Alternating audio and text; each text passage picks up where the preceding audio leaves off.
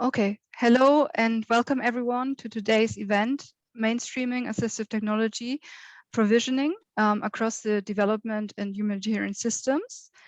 This is a joint event between Unicef, WHO, AT-Scale and GDI Hub as part of the Global Disability Summit 2022. My name is Barbara Gödde and I'm the Senior Program Officer at AT-Scale.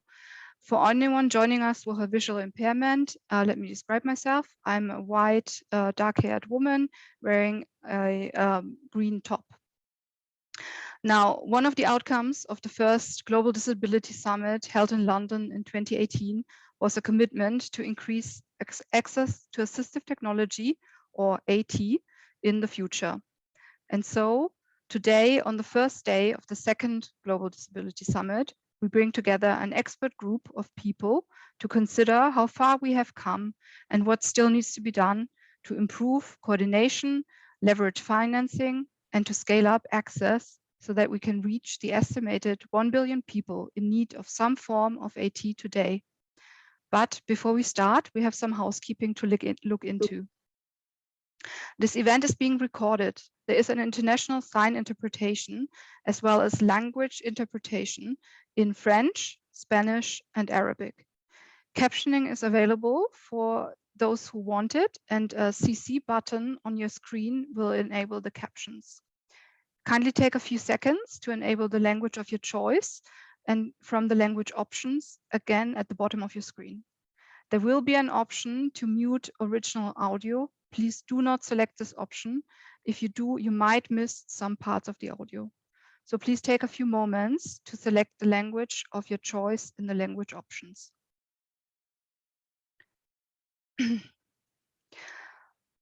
Please submit your questions for panelists using the question and answer option.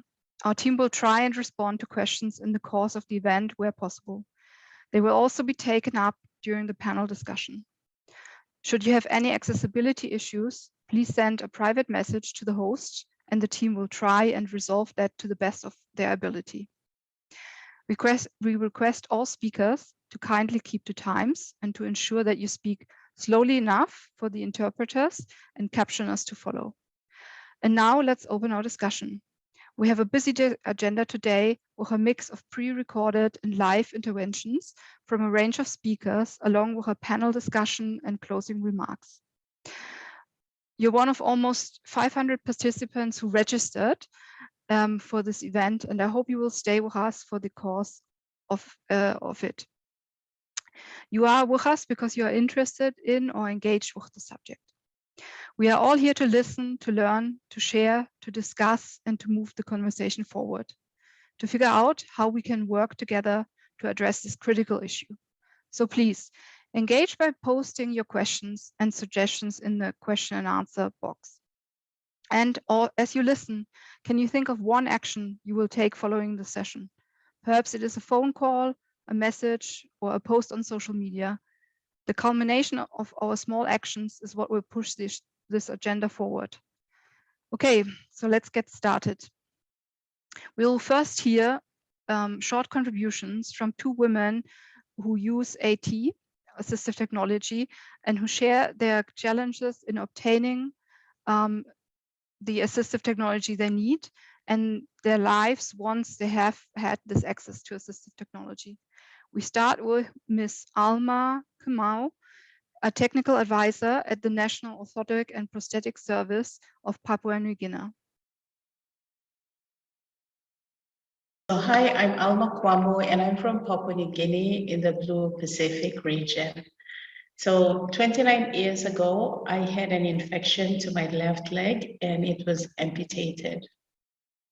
I was then given my first ever AT, which was a pair of underarm crutches. And these were made of wood, and sometimes it was uncomfortable to walk with.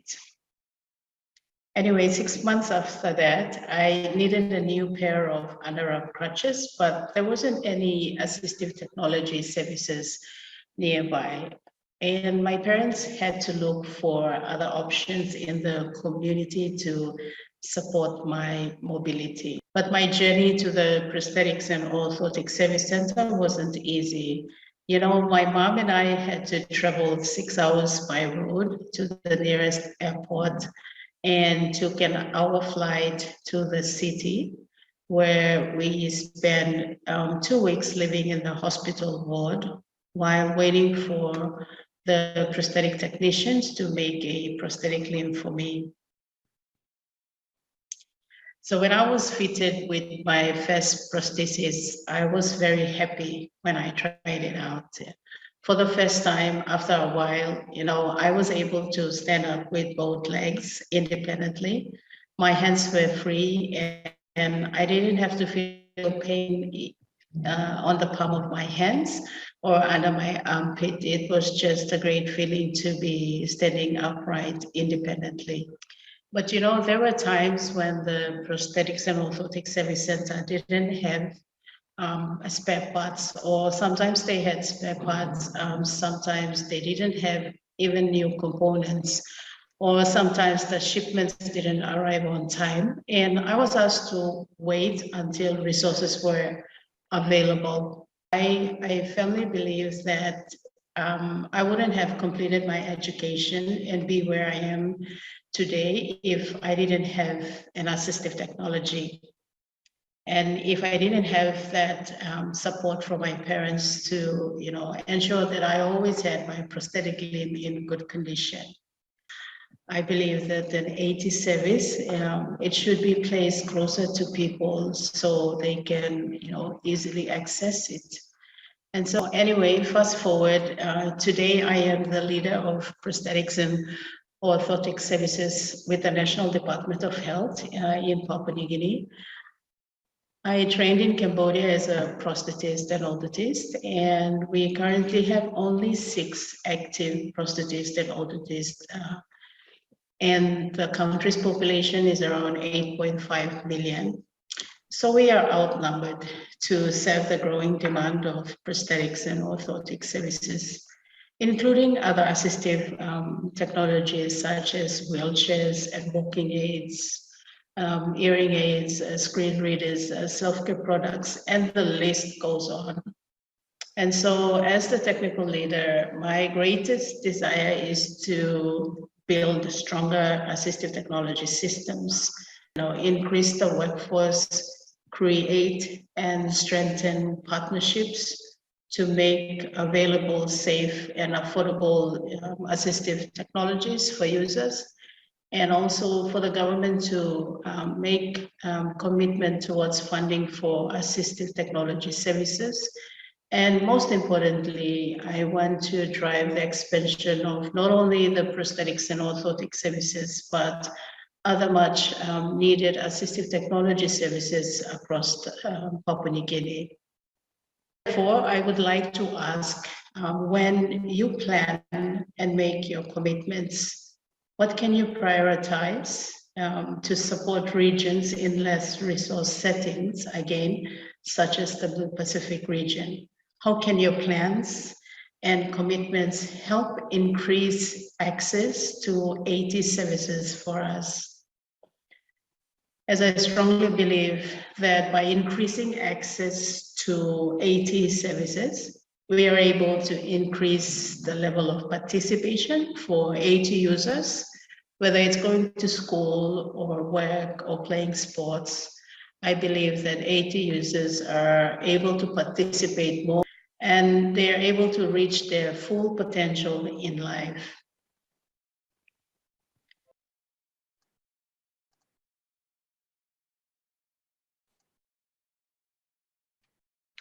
Thank you so much, Alma, for sharing your story with us.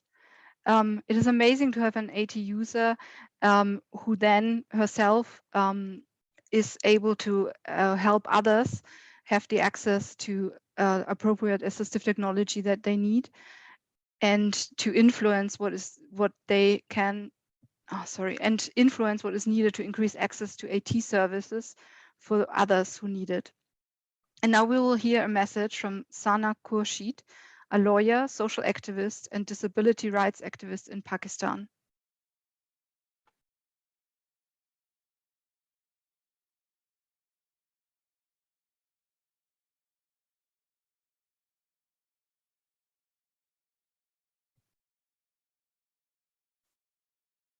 Sana Khurshid.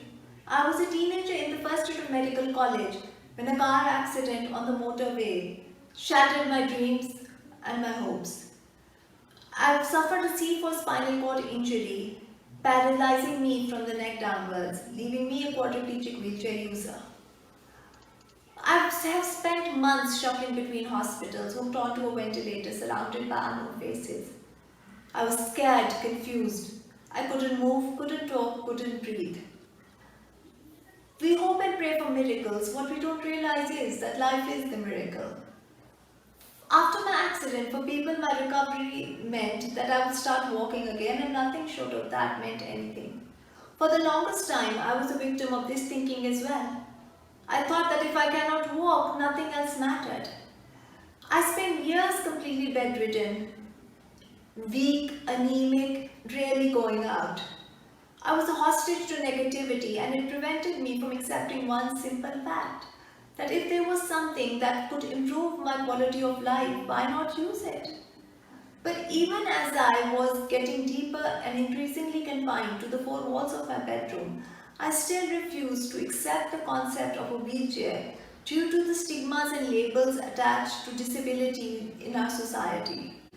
However, over time, certain experiences made me more receptive towards accepting my life as a wheelchair user.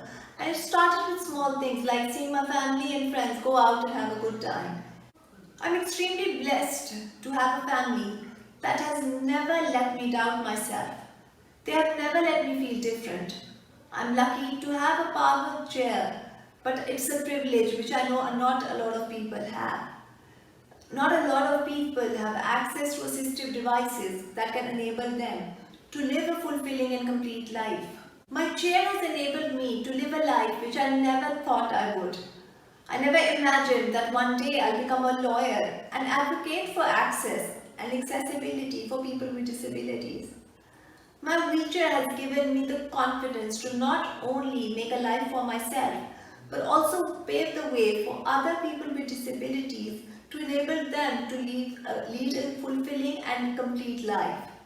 In this regard, I've litigated in the High Court and have been successful in getting new reforms which would make people with disabilities lead a more accessible and complete and fulfilling life. I've also been part of a committee that has drawn a provincial law which would not only protect people with disabilities but empower them to lead a life of dignity, self-respect and independence. It has taken me years to realize that a wheelchair is not something to despise, but it is a part of me, like my extended arms and legs. It enables me to do whatever I want to do, go wherever I want to go. I pray that people with disabilities all over the world have access to better assistive devices which would improve their quality of life drastically, and it would enable them to live a life which they want to. We should all own up to our disabilities and be proud of them. Today, I'm extremely proud to tell you that I'm Sana Khurshid, a lawyer, and I just happen to be a wheelchair user. Thank you, Sana. No more evidence needed to demonstrate the truly transformative potential of assistive technology. Putting aside negativity and the stigma attached to disability, to embrace how a wheelchair could significantly improve quality of life, and to now use your own experience to empower others. What a motivating start to our session. Now I would like to hand it over to Rebecca Levy to formally open this event. Rebecca is acting US government special advisor on children in adversity and acting director of the Inclusive Development Hub in the Bureau for Development, Democracy and Innovation at USAID. Rebecca, over to you, please. Hello, everyone, and thank you so much, Barbara. What an honor it is to speak with all of you today, folks who are making assistive technology a reality, and also to hear those powerful stories from AT users. Every day we read, write, speak, sharing our feelings and ideas. We learn, solve problems, travel, and engage with the physical world around us. But there are more than 1 billion people in need of some form of assistive technology to be able to participate in these basic functions 90% of whom do not have access to the products that they need. At USAID, our administrator, Samantha Power, has made clear that we are fully committed to inclusive development. A vision of inclusive development rests on the assumption that all children have the opportunity to fully participate in their education, that families have access to the assistive technology required to support themselves or their loved ones, and that communities are equipped to empower all people in need of assistive products. It's clear that if we want an inclusive society and we want to achieve inclusive development, we must dramatically improve access to assistive technology. Since 1989, USAID has provided over $350 million to promote the empowerment and inclusion of persons with disabilities. And through these investments, over 250,000 people have received prosthetics, orthotics, wheelchairs, and eyeglasses. While we're proud of these investments, we also recognize that each year, the divide between those who need assistive technology and those who have access continues to grow. Given this knowledge, we recognize that a collaborative and ambitious global effort is needed, not sometime in the future, but today. USAID is excited to continue to support AT-Scale, the Global Partnership for Assistive Technology, and all of our mutual partners to achieve the ambitious goal of reaching 500 million people with assistive products by 2030.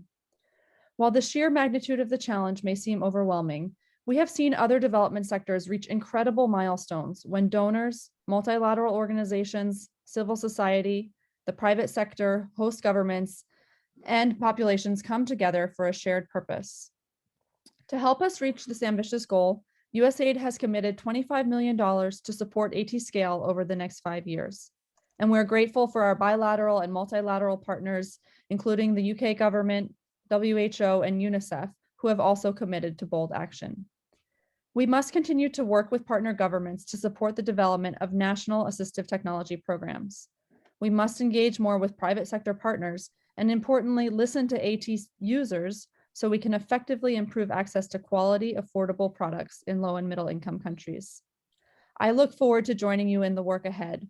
We're here to support you, and we're thrilled to partner with you to make this a more inclusive world, and I look forward to hearing the rest of the program. Thank you so much. Thank you, Rebecca, and thank you for reminding us of the importance of having a shared purpose and the power of partnerships. And thank you also to USAID for your leadership in supporting increased access to AT. And I was especially pleased to hear Samantha Power also mention that earlier today in the main session of the Global Disability Summit. So we understand the need and the importance of assistive technology, but what can we do to ensure scalable and sustainable access in low and middle income countries? Assistive technology can be a life-changing tool to allow communication, mobility, and self-care, but only 1 in 10 people have access to the assistive technology they need. That is a number that we use a lot, but we do suspect that for children it is even worse, that for children it is even less than 1 in 10 children. We will now hear from Eva Kadili, the director of the supply division at Unicef, who will explain their approach. Over to you, Eva.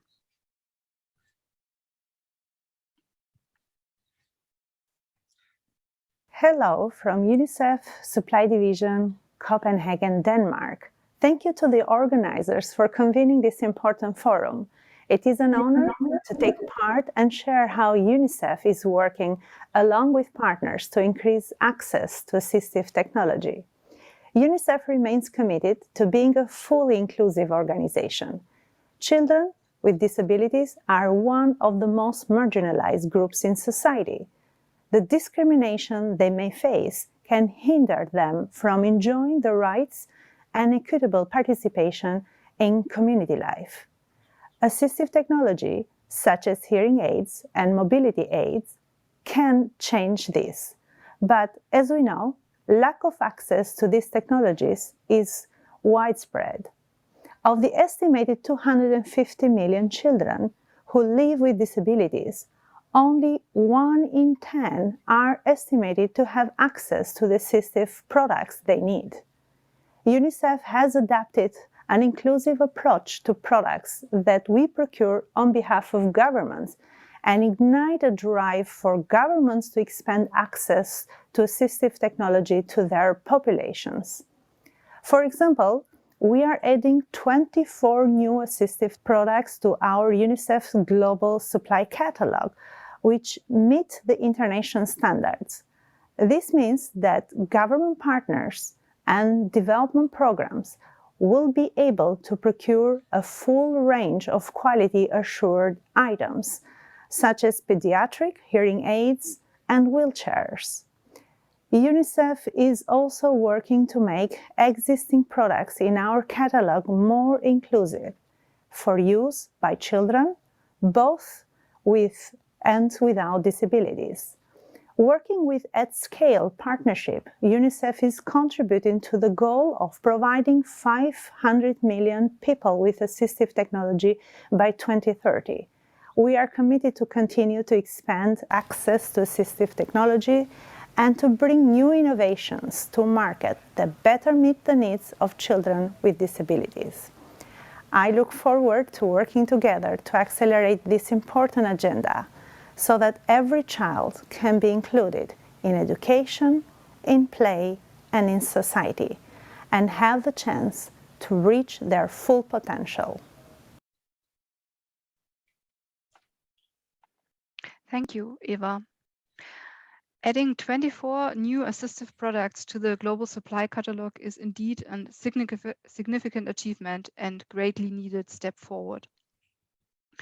As we know, when assistive technology is not available before a crisis erupts, it will not be available when most needed. In the midst of the crisis, when people with disabilities will find themselves most vulnerable due to isolation, stigma, or dependence on others. We will hear next from Grant Laerty, Deputy Director of UNICEF Emergency Programs, who explains how they cope with AT demand and supply in humanitarian contexts. Greetings from UNICEF's Emergency Program Division. Today, 1 billion people, or 15% of the world's population, have some form of disability. In 2021, 240 million children had disabilities worldwide. In humanitarian emergencies, children with disabilities, already largely excluded, face additional barriers. Assistive technology can help people with disabilities to access life-saving information and essential services, such as health, wash, food, and nutrition. Yet there are many barriers to accessing appropriate assistive technology in these situations, where the demand for this kind of support is usually higher than the capacity of healthcare systems, which frequently face an exodus of local professionals and is often made worse by access restrictions. Not getting this right has major consequences for children with disabilities. For example, we have seen children arriving to community consultations being carried by family members or pushed in wheelbarrows in refugee camps in Chad, where such AT services were not locally available. We also came across a girl stuck in her tent in a refugee camp at the Mauritania-Mali border, provided with wheelchairs which were rusting in her tent as they couldn't be used in the sandy environment. At UNICEF, the core commitments for children in humanitarian action, or the CCCs, have captured the inclusion of children and youth with disabilities as one of our priorities. Some concrete things we are doing include ensuring that our supply catalog for emergencies includes assistive products such as wheelchairs, hearing aids, and so forth. The provision of coordinated rehabilitation services, which include assistive technology through response teams linked to medical services established to augment or lead overwhelmed national capacity in the acute stage of a crisis. Working with NGO partners to distribute assistive technology via community, disability, and vulnerability focal points in countries such as Iraq, India, and Sri Lanka. We look forward to joining you in our commitment to improving the access to assistive technology for children with disabilities in humanitarian settings. Thank you so much.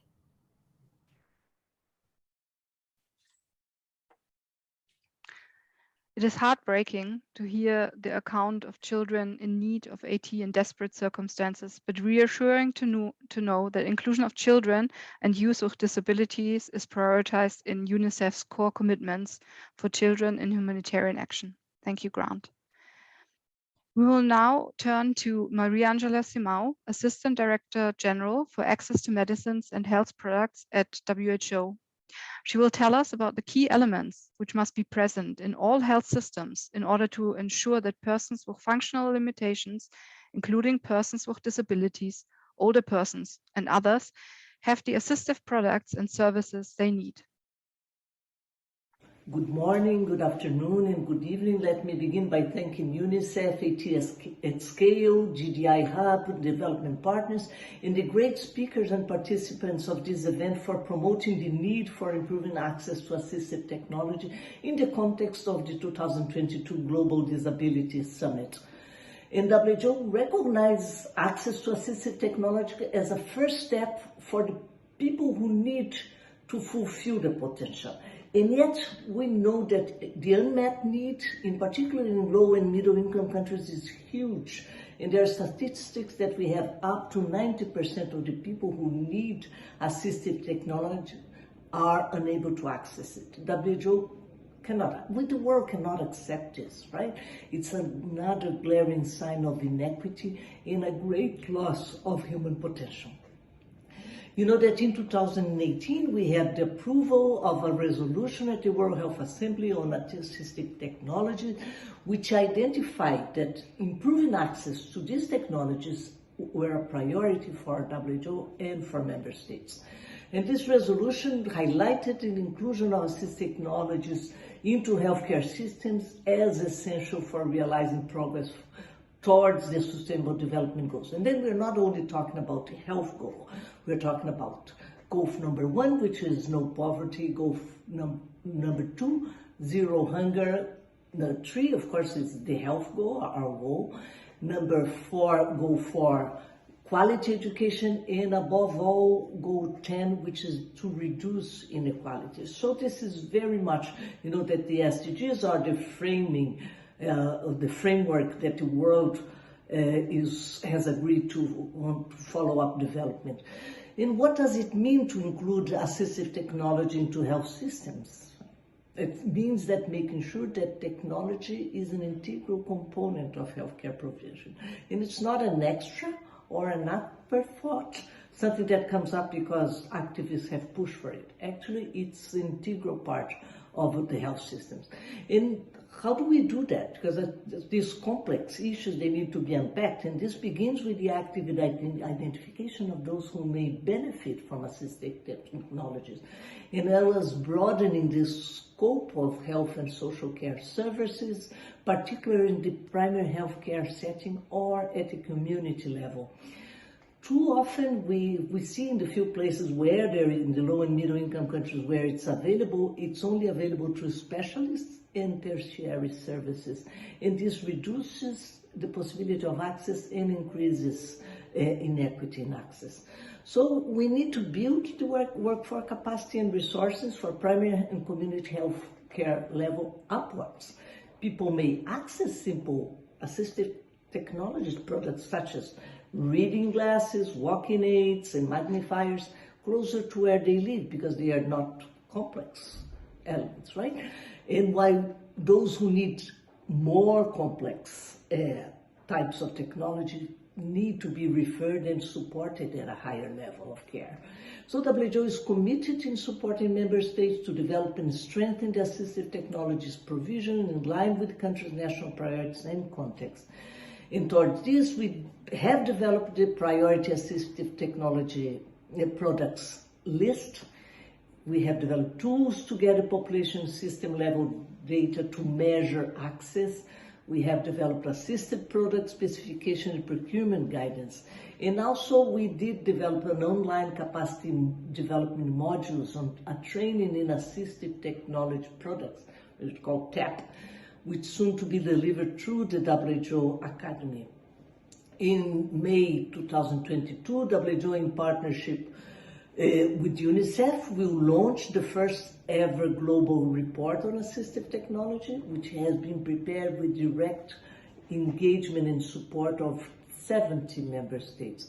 And this global report will highlight the need, the trend, the access scenarios, in a set of 10 recommendations to ensure universal access to safe, effective, and affordable assistive products. The challenges that we have in ensuring equitable access to assistive technology is complex, and it's really enormous, right? And this requires the effort and the actions of the many stakeholders across the spheres of political decision. We need political decision. We need the right policies in place. We need the right products, trained personnel, and provision of services.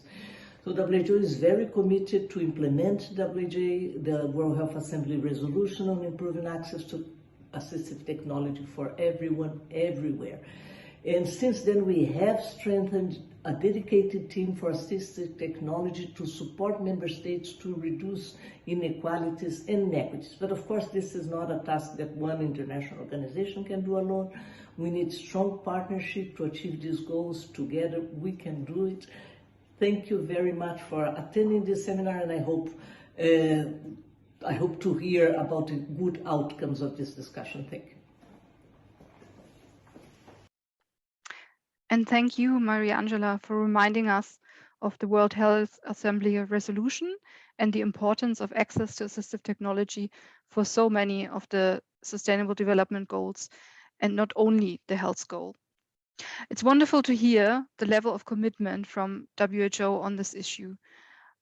So many things that you're doing, supporting member states, producing essential health tools, to the guidelines and trainings that you just mentioned. And of course, the very exciting first ever global report on assistive technology, which ATScale is proud to co-sponsor. When it is launched in May, this report will help us all in our advocacy for appropriate and affordable AT. We will now hear live from ATScale CEO Pascal Bielefeld on the importance of strong coordination among global actors, national governments, and the private sector. Over to you, Pascal, please. Thank you, Barbara. Good morning, good afternoon, good evening, colleagues and friends. My name is Pascal Bielefeld. I'm the CEO of ATScale, the Global Partnership for Assistive Technology. I believe in a disability-inclusive future. It was truly inspiring to hear AT users, Ms. Alma Kwambu and Dr. Sana Hafiz, share their life-changing experiences today of assistive technology.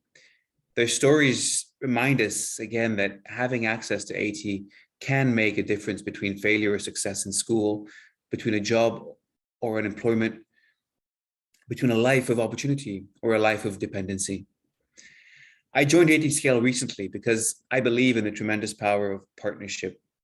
As many of you know, ATScale brings together bilateral donors, governments of program countries, organizations of people with disabilities, NGOs, and multilateral organizations, including WHO and Unicef and GDI Hub, our partners in this event. We aim to fit or try to fit the pieces of the AT puzzle together. And our goal is to catalyze action to ensure that 500 million more people globally are reached with life-changing AT by 2030. We want to build on the great work done in the AT sector by all of you, by the GATE community led by WHO and others, and to bring those efforts to scale. I just want to focus my short remarks on the importance of coordinated financing. As a community, we need to build a compelling case, and as one building block, we've published the case for investing in assistive technology. And we can now state that for every dollar invested in the provision of assistive products, a $9 return can be expected. This makes sound economic sense for funders and governments. And we're working hard to leverage resources for AT. And while we aim to directly mobilize $300 million over the next 5 years, we'll seek to leverage this with increased domestic resources, private sector support, and funding from other channels to mobilize upwards of $1 billion. First and foremost, governments in low and middle income countries must step up and do much more. Most countries dedicate only a fraction, if any at all, of their national budgets to assistive technology. The reliance on a charity mindset needs to change, and AT must be mainstreamed in government budgets, social and health insurance schemes, and other local financing mechanisms. Let's recognize, though, that this will take some time.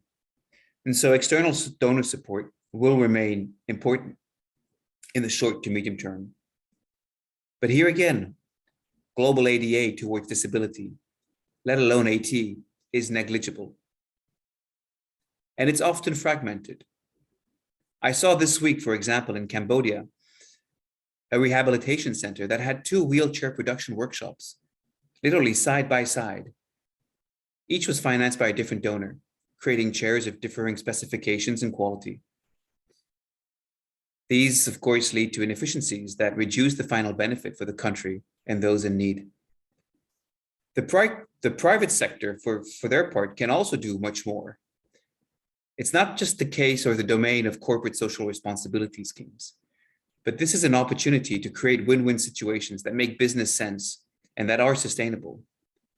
Market shaping approaches have been used to increase availability and affordability very successfully in other areas that I've had the privilege to be a part of, such as childhood vaccines, antiretrovirals for HIV, or family planning commodities, enabling more rapid scale-up and access.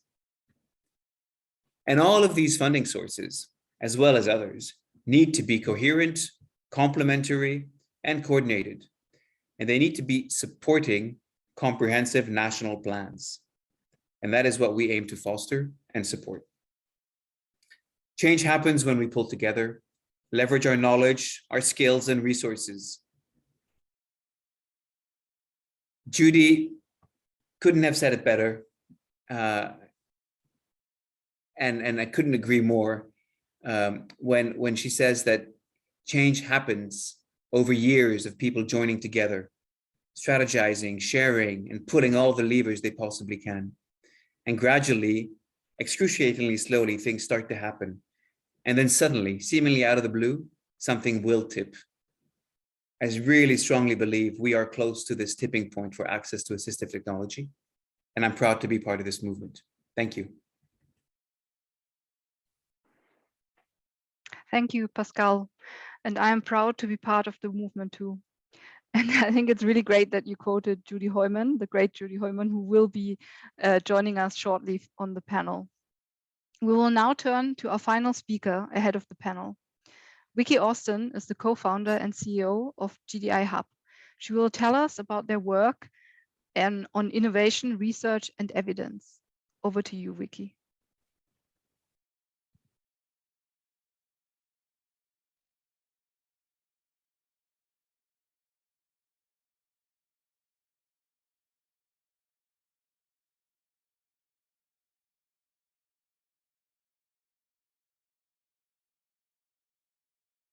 My name's Victoria Austin. I am the CEO of Global Disability Innovation Hub CIC. We're a research and practice centre based at UCL in London.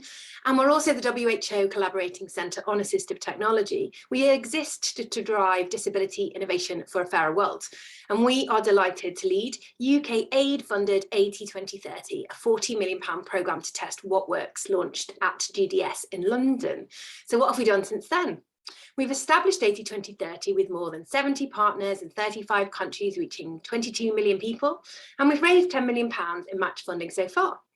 We've made 82 papers or research studies possible, and we have given much of that data and evidence to the World Report on AT, of which we're a proud co-sponsor. We've supported 27 businesses, 5 scaling through ATIV, and 30 products. We've done inclusive design country case studies that are influencing practice, completed 10 country capacity assessments, and follow-on investment. And all of this is as well as the product narratives we delivered with AT Scale. Some really good examples of countries who have taken this action and delivered real change include Indonesia, where the president has announced a new commission, and we're delighted that AT 2030 and Chai alum Eka Pastrama is a new commissioner, following some of the work we did there. In Sierra Leone, our work has resulted in a new technical working group, APL, policy, and commitments and budget line by the government and the president at a conference in November. In Kenya, the president has also called for updated legislation, a new digital registration system, and the integration of rehab services into universal health coverage. In Ethiopia, a new budget line has been created. And in Malawi, our Parasport Against Stigma program is winning awards in schools, as well as the Paralympics reaching 40 new territories this year. But some of the big challenges are still to come. We've learned that research, and not just academic research, but it has the power to not just inform, but excite. And so we commit to doing a deep dive this year on what works from what we've learned, to share our interim findings and to set out our plans for the future. We also know that scaling innovations in immature markets still need some help. We need to de-risk this for private sector, attracting new market investors, but momentum really is starting to grow. We know that system strengthening is now absolutely vital so that countries can start to implement some of these commitments. And I personally would just love to see some deals done on market shaping to reduce the price over the next 12 to 24 months. And, you know, it might just be possible now. I think personally, we could also do a tiny bit better on connecting to our why. So AT for what? Making space and time for AT users and persons with disabilities to participate, we know already leads to better policies, better products.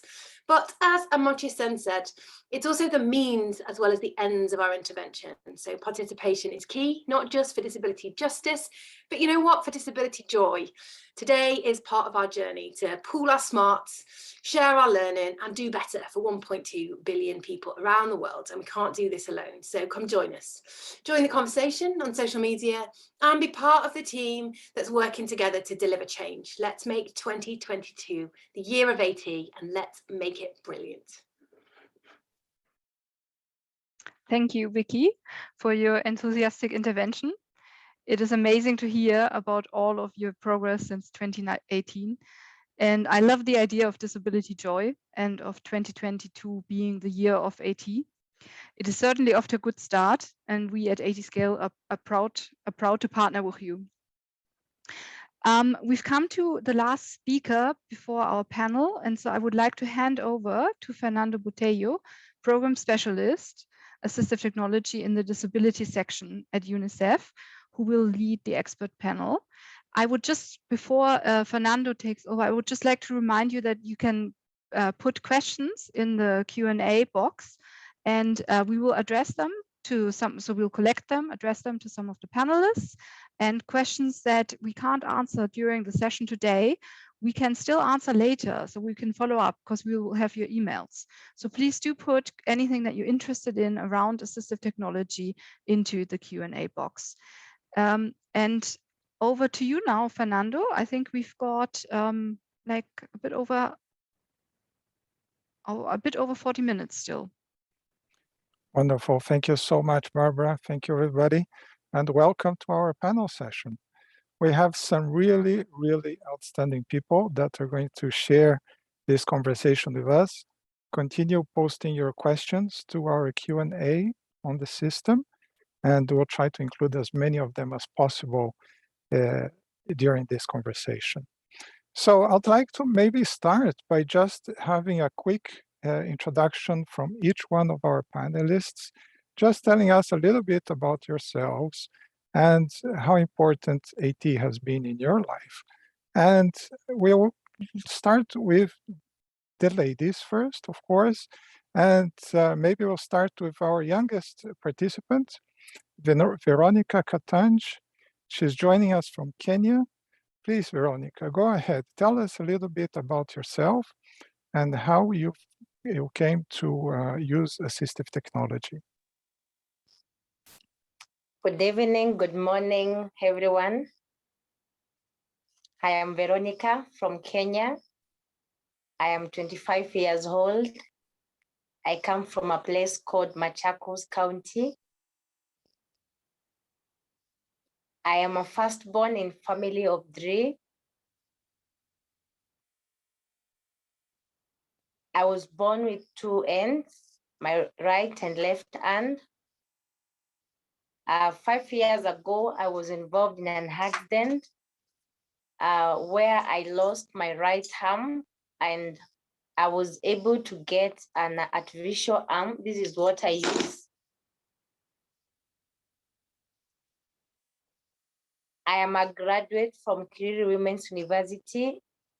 I hold a bachelor in business administration, finance option, and I am currently doing my CPAs. I'm in part 2. I use my right and left hands to write. I am able to use this artificial arm to write. I'm able to cook, to wash my house, to do my daily activities with it. Though it was not easy to get it, I a bit struggled to get it, and it has been of great help to me. I find it like being almost equal to my other arm. It really helps me. It gives me stability when I'm walking, when I'm dressing up, see like now, when I'm on my cot, it gives me a bit of stability. It also boosts my confidence, unlike if I had nothing that I am using when I'm walking, when I'm in crowd, and even with friends and peers. I am able to lift a bit of stuff that are not heavy with it. I can lift things. I'm even able to ride a bike with it, play volleyball, basketball with the help of right arm and left. It helps me, even I'm able to hold ruler and do some drawings with it. I am also able to do my hair. I am able to help my right hand hold it, and I make my hair. I do some makeups. I get to hold some with my artificial limb. It's of great help to me, and I've loved using it, though I've been struggling to get an electric one. It's not been easy, but meanwhile, this has been helping me a lot. That's fantastic. Thank you so much, Veronica. It's wonderful to see.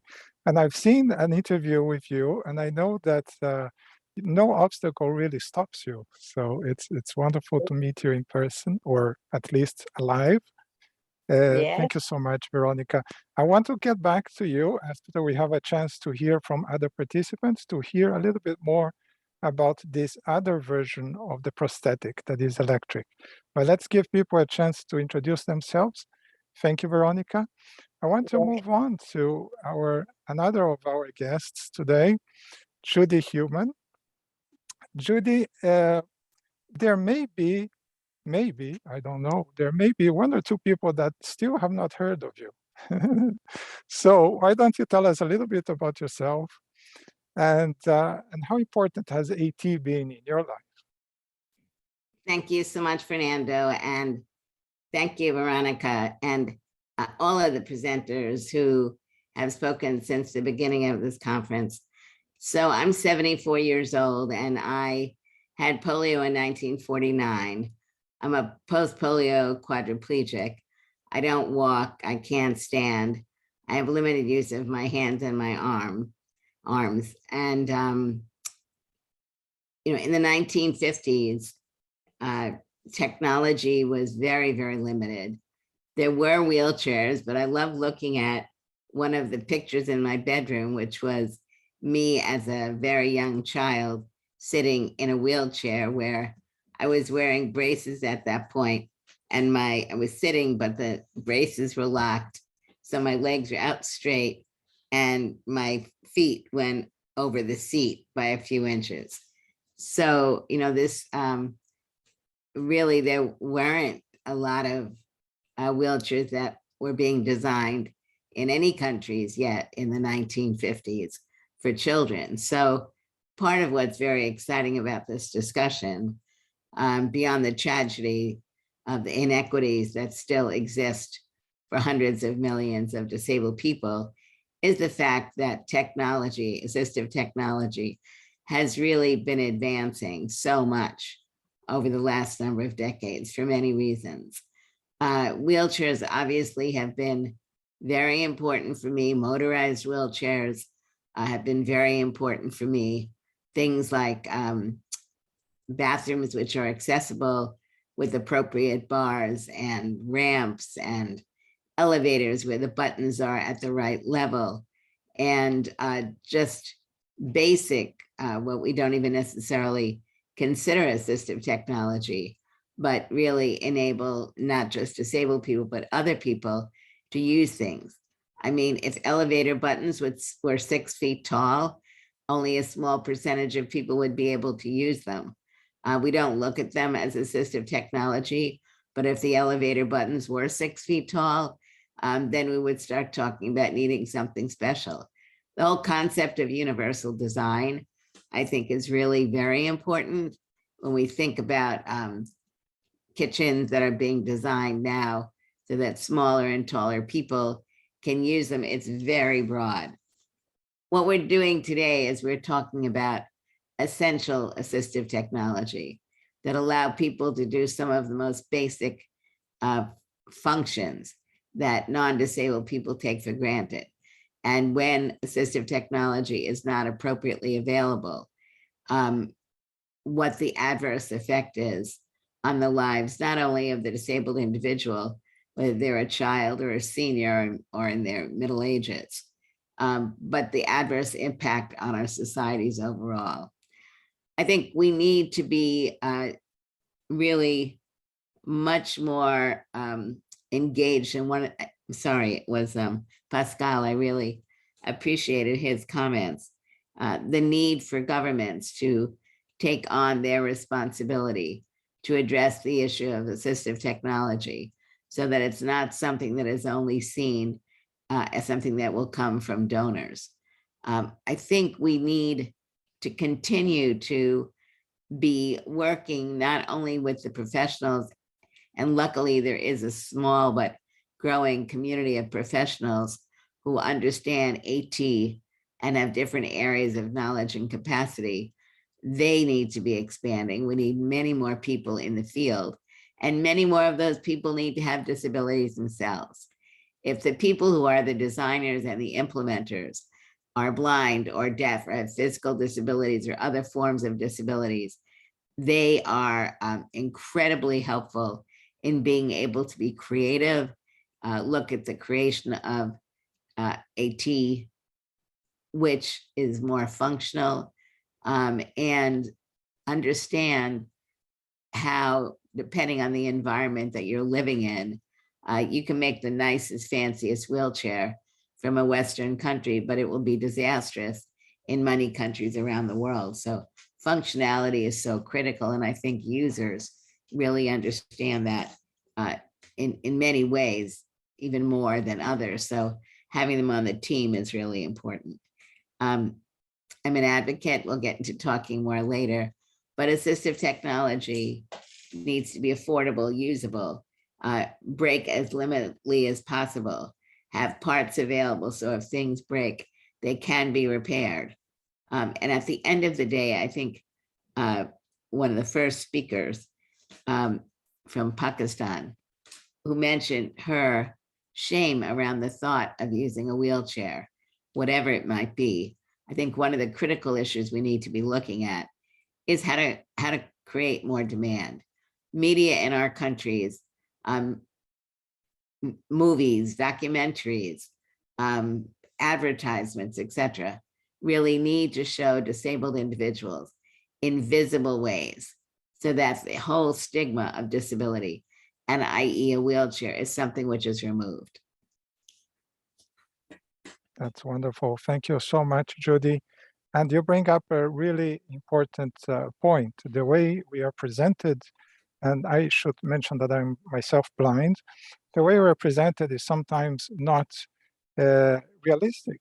It's pessimistic, it's victimizing, and that needs to be changed.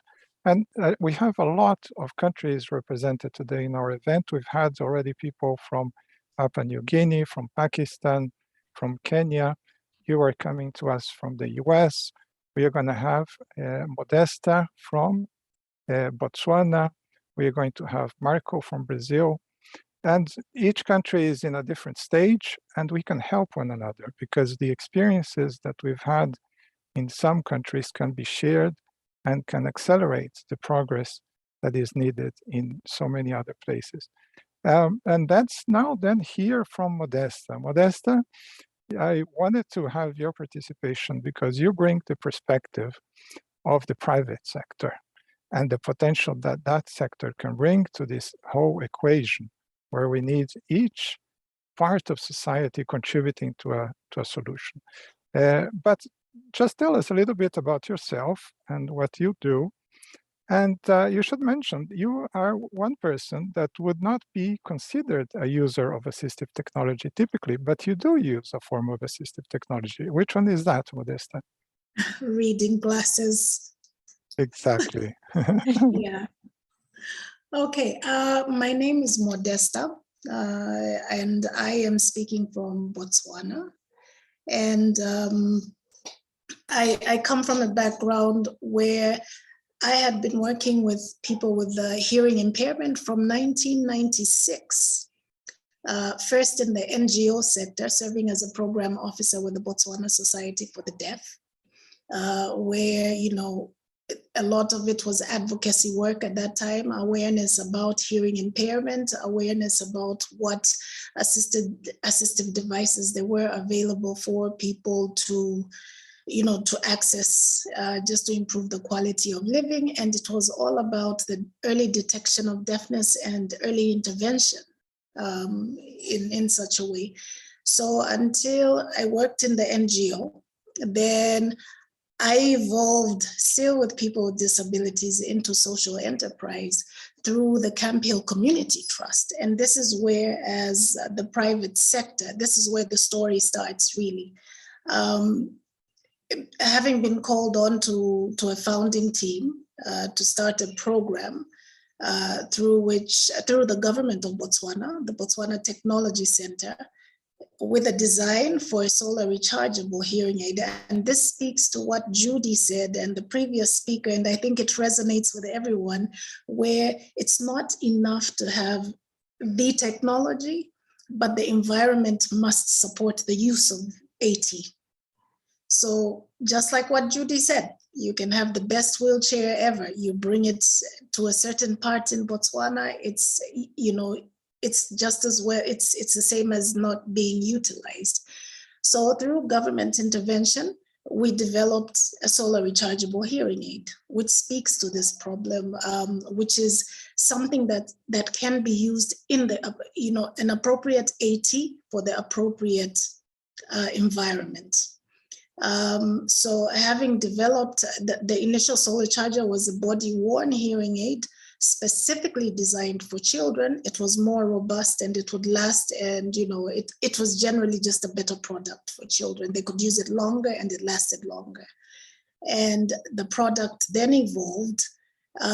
It's what is being marketed as the solar ear or solar hearing aid right now. It's a charger and a hearing aid, a behind the ear hearing aid, still developed for the right environment, which is developing countries where there is no constant and consistent access to electricity to be able to charge your hearing aid, or to be able to afford that battery which you need to replace every week, every 2 weeks, or every month, be it so. Then after the social entrepreneurship part, I have now evolved again with people with disabilities into private sector, at a different aspect. This time coming from the point that people with disabilities can actually have a space in contributing to innovation, in contributing to their solution, and at the same time creating a real social economic opportunity for themselves. Because what has been happening, what happens, and this is where private sector comes in, is that disabilities and AT for people with disabilities is treated differently from, let's say, designer glasses, or even your cell phone is an AT. But why do we view it, or why do we have a different perspective of it from someone who uses very similar technology, just to enhance a sensory issue or just one aspect. So it's almost like a double standard. So right now, traditionally, there's a niche of private companies who are manufacturing and marketing AT for disabilities, but this shouldn't be special. It's not a special need. It shouldn't be special because the needs of a person with disabilities are the needs of any person, any human being. The aged, it can happen at any time. So we need to start integrating it no matter what level we're at, because you don't know when you can get a disability. You don't know when you'll be involved in an accident, or when your hearing is lost, or when your sight is lost. So this is something we need to embrace and normalize so that it becomes a standard. Wherever you go, you should be able to pass through a building. You should be able, already as it is, there are some ATs which people without the disability don't even recognize. The railings on stairs, for example, that essentially does the very same thing we say is special for people with disabilities, which is to provide stability or to enhance mobility issues, to support mobility issues. We all use it. We just don't want to recognize it. So private sector is there, I believe, to act as a strong advocate and a strong link. I feel we have been doing it wrong by treating disabilities separately from other AT. A cell phone, an iPhone is the same as AT, a person with disabilities needs. Why do we separate them? So let's all get involved. Yes, well done. Thank you so much, Modeste. I think you have a point there, and the private sector is very well positioned to face this challenge with agility. But to do that properly, I think we always have to get, as you said, persons with disabilities involved. And one very pragmatic and efficient way of doing that is to getting OPDs, organizations of persons with disabilities, involved. And that's one of the reasons why I also invited Marco Pellegrini. Marco, or as we know him in Brazil, Marcão, is leading a organization for persons with disabilities in Brazil, has found a way of making that a sustainable proposition. And please, Marco, share with us, he's going to be talking with us through an interpreter. Please share with us a little bit about yourself and the work you do. Muito obrigado por me receber neste evento. Thank you so much for inviting me to this event. Foi no início dos anos 90 que fiquei tetraplégico. It was back in the early 90s when I became tetraplegic. E tive que enfrentar a necessidade de tecnologias assistivas that I had eficazes to no meu face país. the need of active assistive technologies in my country. Foi quando percebi que mesmo em uma cidade grande como São Paulo, ali era impossível comprar uma cadeira de rodas motorizada. It was when I noticed that even in a huge city like São Paulo, it was impossible to buy a powered wheelchair. Assim, fui para a Alemanha e, além de me surpreender com a lacuna tecnológica entre as duas realidades, senti-me impelido a trabalhar para mudar essa lacuna. So I went to Germany, and besides of being surprised with the technological gap between the two realities, I felt myself impelled to work on bridging such a gap. Vi que isso beneficiaria a mim, mas também a muitos outros compatriotas, dependendo de como eu escolhesse cooperar e trabalhar com ela. I saw that it would be benefit for me, but also to numerous other compatriots, depending on how I would choose to cooperate and work with it. Então, comecei a estudar profundamente o assunto em um programa de pós-graduação, enquanto construía algumas parcerias estratégicas com universidades e fabricantes de TA básicos e tecnológicos. So I started deeply studying the subject in a postgrad program. Meanwhile, I built some strategic partnerships with universities and technological and basic AT manufacturers. Tudo isso foi feito com a estrutura de uma organização de pessoas com deficiência recém-fundada chamada Centro de Vida Independente. It was all done also by using the structure of a recently founded OPD called CVI, Independent Living Center. Tenho a honra de poder dizer que fui um dos fundadores e presidentes dessa associação. I am honored to say that I was one of its founders and one of its presidents. Hoje, como voluntário na AME, que é uma organização de pessoas com deficiência que tem mais de 30 anos de existência, Today, I am a volunteer of AME, which is an OPD that has more than 30 years of existence. esta instituição atua em parceria com governos nacionais, estaduais e locais e atua fornecendo interpretação de linguagem de sinais para operadora de telecomunicações, apoio à inclusão educacional, soluções de saúde, serviços de saúde, entre outros. The institution operates in close partnerships with national, state, and local even governments, and work by providing sign language interpretation to telecom operators, educational inclusion support, health attention, service solutions, among others. Os recursos obtidos por meio desses projetos são investidos em um centro de desenvolvimento de tecnologia assistiva em São Paulo. The researchers obtained at these projects have been invested into an AT R&D center in São Paulo. I should mention that your audio is a little bit distorted, but I have to interrupt you and I apologize. I wanted to hear exactly what you just said about the sustainability model that you have found. One of the great challenges that we hear constantly is that OPDs have a difficult time sustaining themselves. And you have found a solution by selling services to government entities.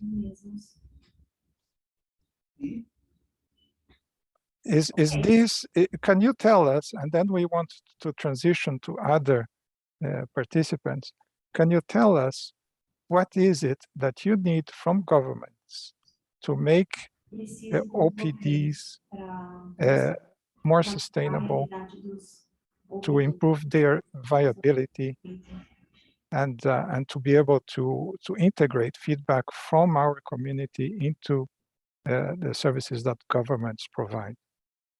Os serviços que os governos. Tá pegando para mim? Isso. Tá. Posso garantir que a pessoa com deficiência vista hoje é uma invenção moderna. I can say that the person with disabilities today, it is a more modern invention. Acredito que a baixa conscientização sobre tecnologia assistiva seja uma das principais barreiras. I can say that the devaluation of AT is one of the barriers of this situation.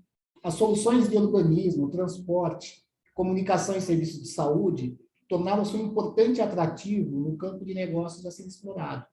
I can say that the solutions like mobility, health, communications are a good business field.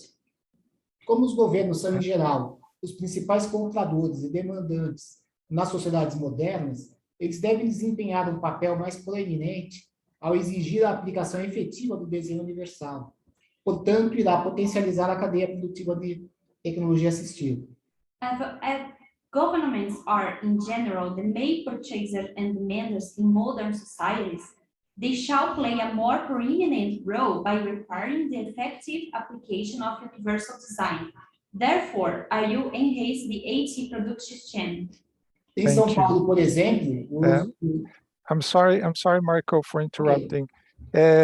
We have a time limitation that we unfortunately must follow, and we are going to have to switch now to our closing statement. Please go ahead, Barbara, and introduce our next speaker, please. And I'm so sorry we haven't been able to...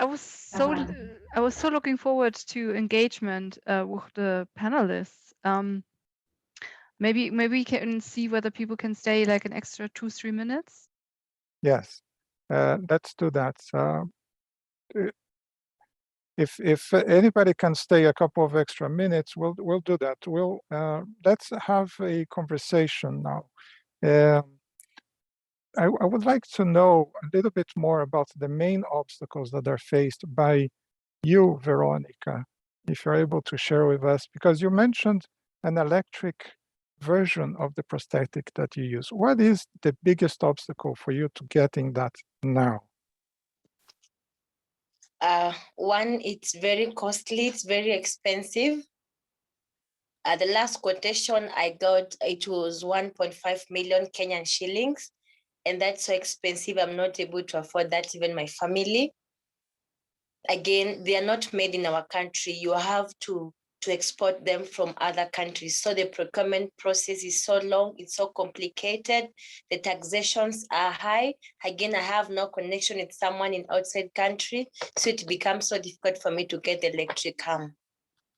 Yes. That's exactly the kind of challenge we are trying to address by bringing people together in these kinds of projects, such as at scale and international organizations.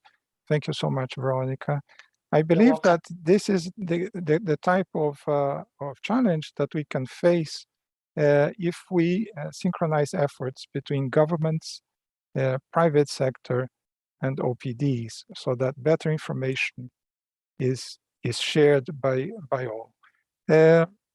Modesta, do you think that what would be a positive action from the government side, very briefly, please, that we could have in terms of facilitating the participation of the private sector?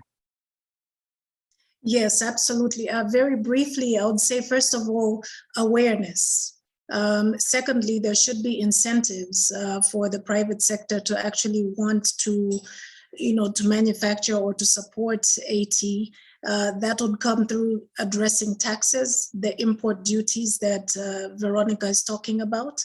And thirdly, we just need to have the mindset, just change the mindset to say this is not for a specific group or anything special. It is something that must be in place for dignified living. That's an excellent point. Yes, just plain dignity. Yes. I'm not sure if Judy had to leave us because of another appointment. I cannot see. She's still there. Oh, she's Judy still is there with us. there. Judy, please. You've been involved in the making of legislation. You've been involved in research. You've been involved in so much. What can governments do to better be more effective? Is it about partnerships with OPDs? Is it about simplifying legislation? What can you tell us briefly before you have to go? Thank you.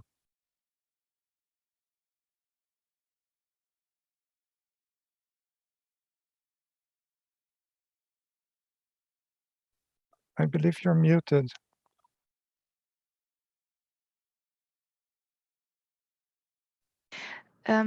If Judith takes some time to unmute herself, do you want to pose a last question to Marco, and then we maybe need to close and see whether Judy has joined us, has turned on her mic by then?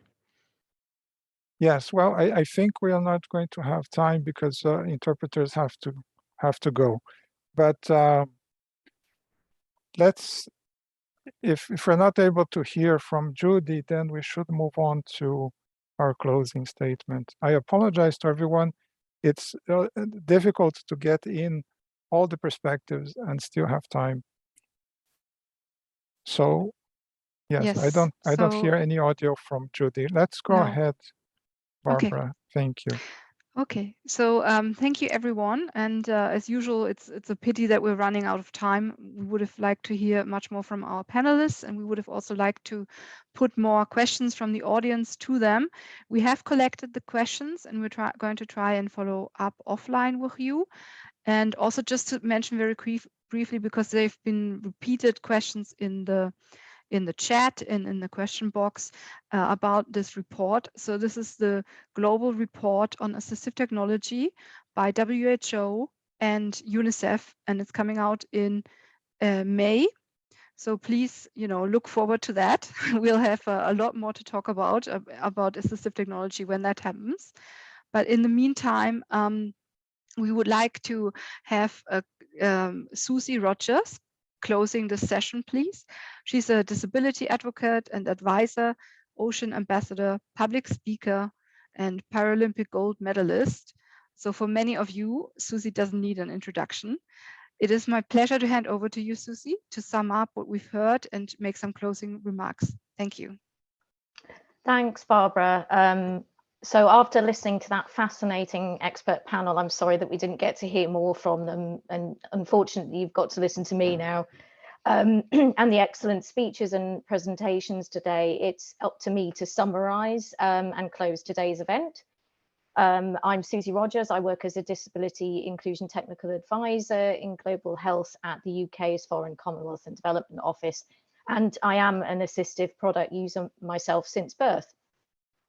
We've heard today from Unicef, from USAID, the World Health Organization, AT Scale, GDI Hub, as well as persons with disabilities, expert AT users about the huge value and importance of assistive technology for people with disabilities, older people, children, and many others globally.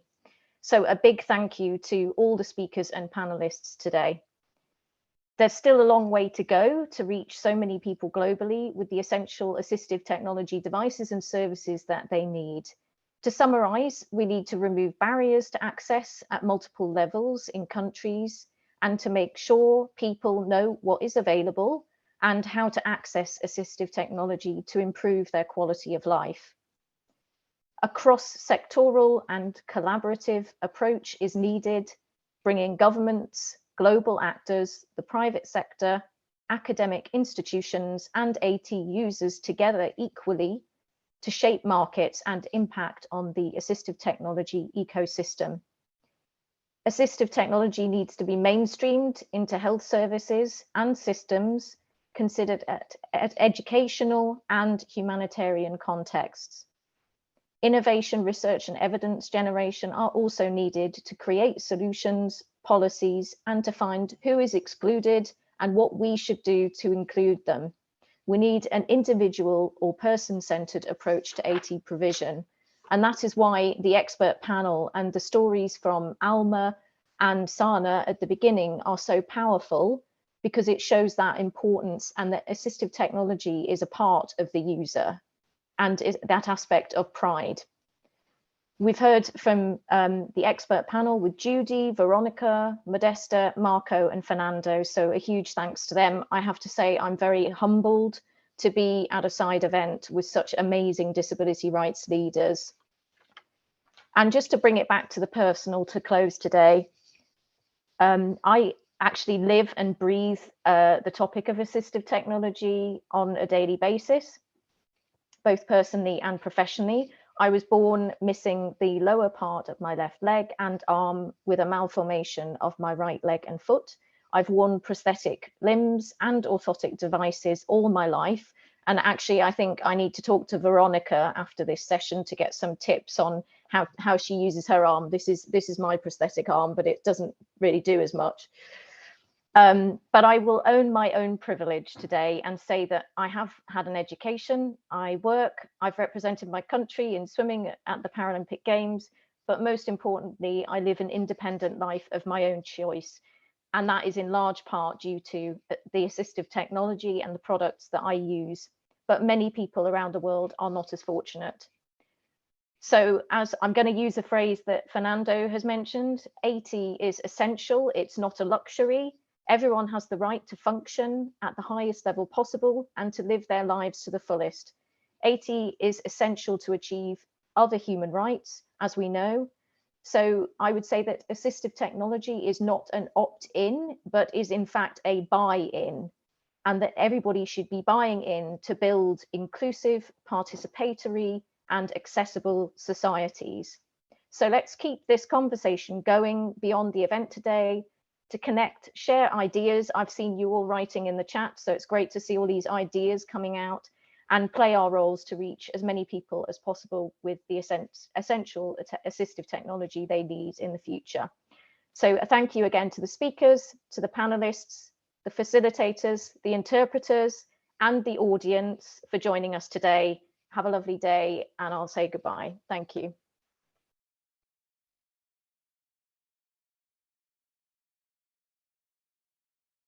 Thank you. It was a great opportunity. Enjoy your day. Here we are sleeping. Good night. Thanks, everyone. Thank you very much. Bye-bye, everyone. Thank you.